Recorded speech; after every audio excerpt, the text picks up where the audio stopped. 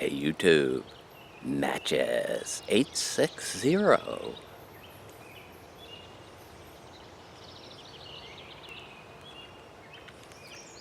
Friday Savinelli with some Riverboat Gambler today.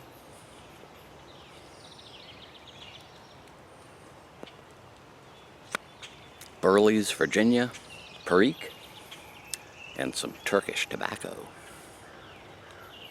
Good stuff. I'm going to adjust you just a little bit. That's better.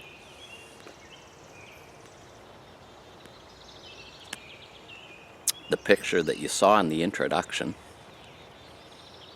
really sets the stage for my story.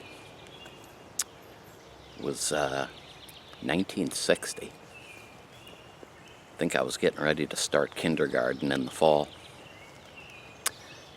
My parents were putting an addition on the house, and this one particular set of events I remember very well.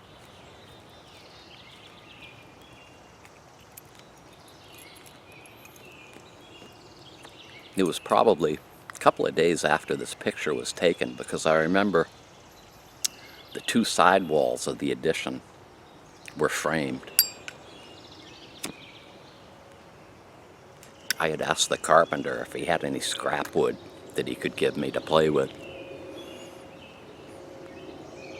He showed up at the house one morning with this big box of blocks of wood.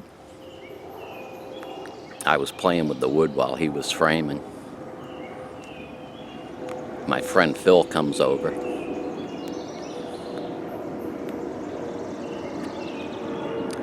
Very quickly, Phil got a little out of hand, started whipping scraps of wood and bent nails at the carpenter and yelling at him and giving him what for. Carpenter pulled me aside. He said, "You know, you really shouldn't be hanging around with this kid. He's got a couple of loose screws." So I figured I better get Phil out of there.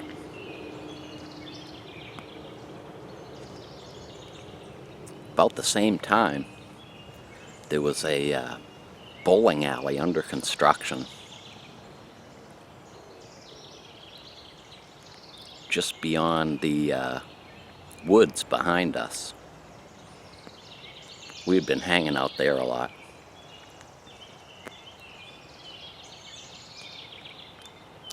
We started heading in that direction. And where we'd normally cut through the woods, there was another house there. A couple of kids lived there. We couldn't stop and play there, though, because Phil had had an incident. I got to tell you this story. Could have been a month or two before this. It was in the summer, I remember. We're all playing in the yard, and the mother of the kids came out in the yard. She summoned Phil over. Next thing I know, Phil's on his way home with something in his hand, head bent down.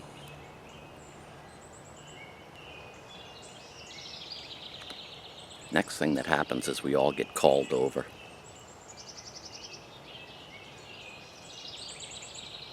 Line up in front of the lady. She delivers this proclamation. I just sent Phil home with a note to his mother saying that if he's going to go to the bathroom outside, he must carry a shovel. I remember it like it was yesterday. I was only 5 years old, but I knew at the time the last thing you give Phil is a shovel. I had visions of all these pockmarks and people's lawns in the neighborhood.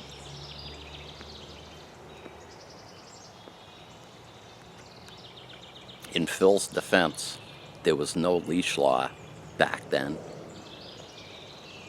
Many dogs running around just doing their business.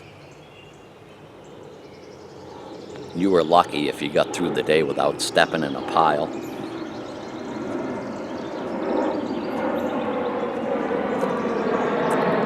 And I've racked my brain thinking back to that day, wondering if I missed Phil doing his business or if she was just following up on some previous incident. Because I knew Phil would occasionally drop a stool, you know, but didn't faze me. A couple of days went by. I was playing in the yard with the two girls.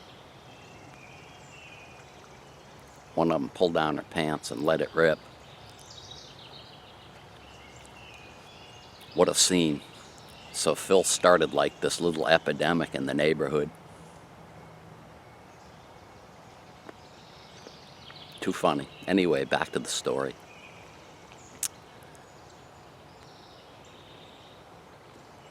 There was a kid up the street that I had come to know. Really only briefly. I think his name was Brian. He was moving. I said to Phil, let's go see if Brian's still around. Get up to Brian's house, and the garage door was wide open. There was nothing in the garage. No toys out on the lawn. Pretty much looked like the place was vacant. We were there. We decided to hang out in the yard for a while. We had never known what was beyond Brian's backyard. It was all bushes and trees.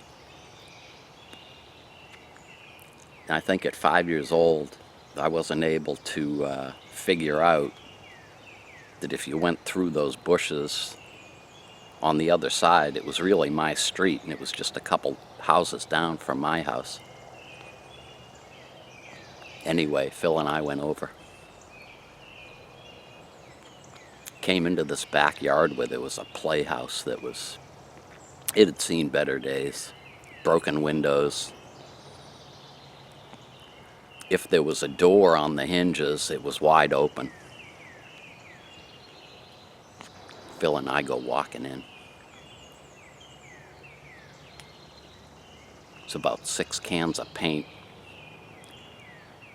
Paintbrushes in jars of turpentine.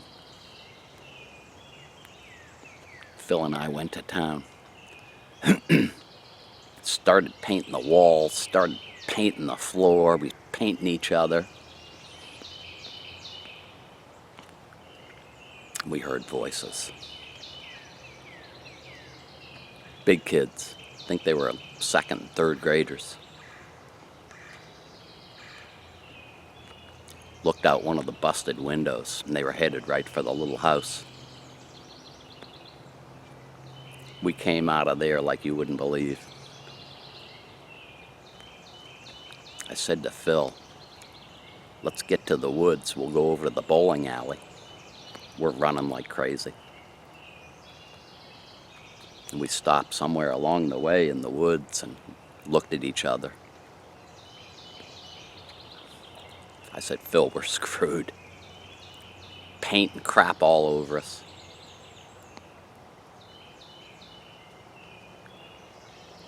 Still thought the kids were chasing us, but I don't think they were.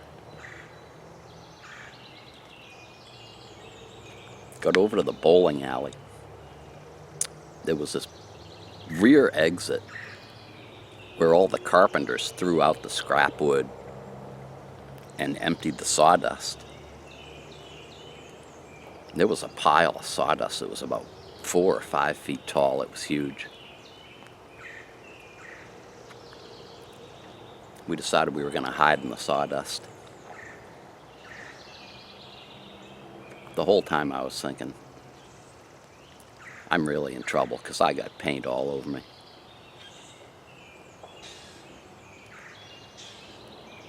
Didn't realize at the time, but the sawdust was sucking everything off of my clothes and off of my skin.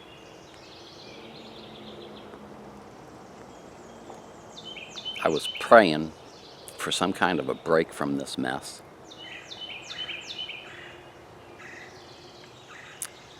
It was about noontime. Had to go home for lunch. And I said to Phil, you know, we might as well face the music. Phil and I emerged from the sawdust, looked at each other. There wasn't a spot on us. I'm not kidding you.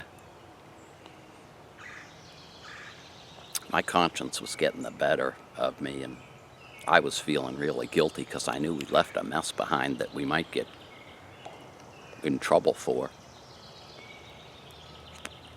Not Phil, though. Phil looks down at his pants, brushes off the sawdust. He goes, "See you later, pal." I can remember going home with my tail between my legs.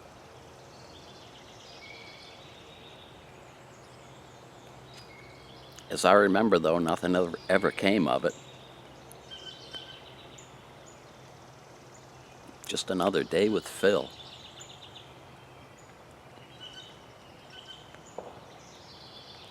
Probably have another couple stories with Phil in them.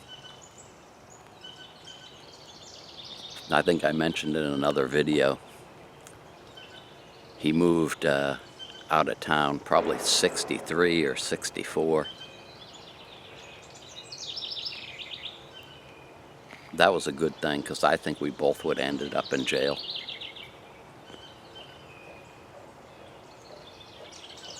That's the story for today. Thanks an awful lot for joining me, and have a great weekend.